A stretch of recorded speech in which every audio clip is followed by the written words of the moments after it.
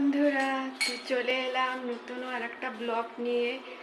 তো চলো তোমাদেরকে আমি কি করছি না করছি শেয়ার করি। তো এখন আমি বাপের বাড়িতে আছি। আগে বলে দিই, আমি চান টান করে নিয়েছি, ফ্রেশ হয়ে নিয়েছি। তো এখন হলো টাইম 10টা, এখন 10টা টাইম হলো। তো চলো তার আগে বলো যে আমায় কেমন লাগছে। হয়তো তোমরা ভাবছো লাল কালারের সিঁদুর টিপ নিয়েছি। হ্যাঁ, আমার খুব ইচ্ছে করছিল তাই নিয়ে নিয়েছি, তাই না গাইস? তো চলো, এই যে চান করে এলাম। আর এই যে কাঁঠাল আলুতে সিদ্ধে দিলাম, ততক্ষণে যে সিদ্ধে দিলাম কাঁঠাল আলু। আর দেখো গাইস, কত বড় বড় পিঁপে, দেখো এই যে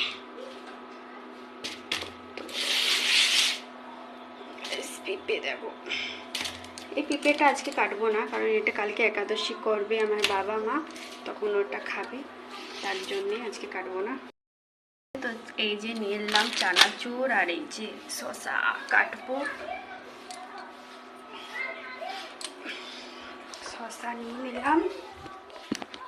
তো চলো, দেখো টাইম দেখো 10টা।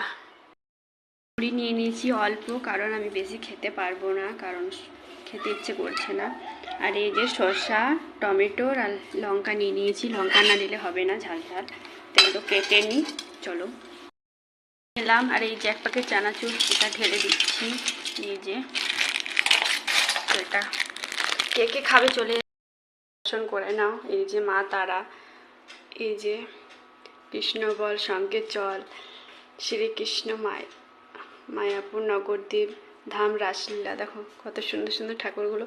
তো এগুলো তোমরা দর্শন করে নাও। তো চলো এবার আমি খেয়ে নিই।